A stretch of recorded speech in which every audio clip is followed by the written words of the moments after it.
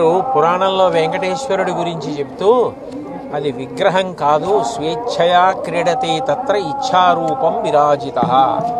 ఆయన అలా నిలబడాలనుకుని నిలబడ్డారు, సాక్షాత్ శ్రీమన్నారాయణుడే అని చెప్పారు. అటువంటి మహానుభావుడు సుదర్శన చక్రం పట్టుకుని నిలబడి ఉండగా మనందరినీ ఆయన నిరంతరం కాపాడతారు. అందుకే ప్రపంచంలో చాలా భాగం ఉద్రిక్తతలతోటి ఉద్విగ్నతలతోటి ఉండి యుద్ధ వాతావరణంలో నలిగిపోతుంటే మనందరం మాత్రం ఈ పాటి ప్రశాంతంగా ఉండగలిగాం. ఎక్కడా ఏ విధమైనటువంటి నష్టం జరగకుండా ప్రశాంతంగా మన పనులు మనం చేసుకోగలిగామంటే సర్వజగద్రక్షకుడైనటువంటి శ్రీమన్నారాయణుడు ఇక్కడ కొలువు ఉండడం, మనని కాపాడడం దానికి కారణం.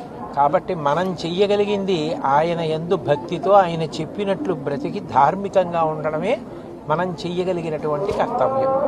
ఇవాళ స్వామివారి దర్శనం చేసుకుని ఎంతో సంతోషించి నమస్కారం చేసుకుని వచ్చాం.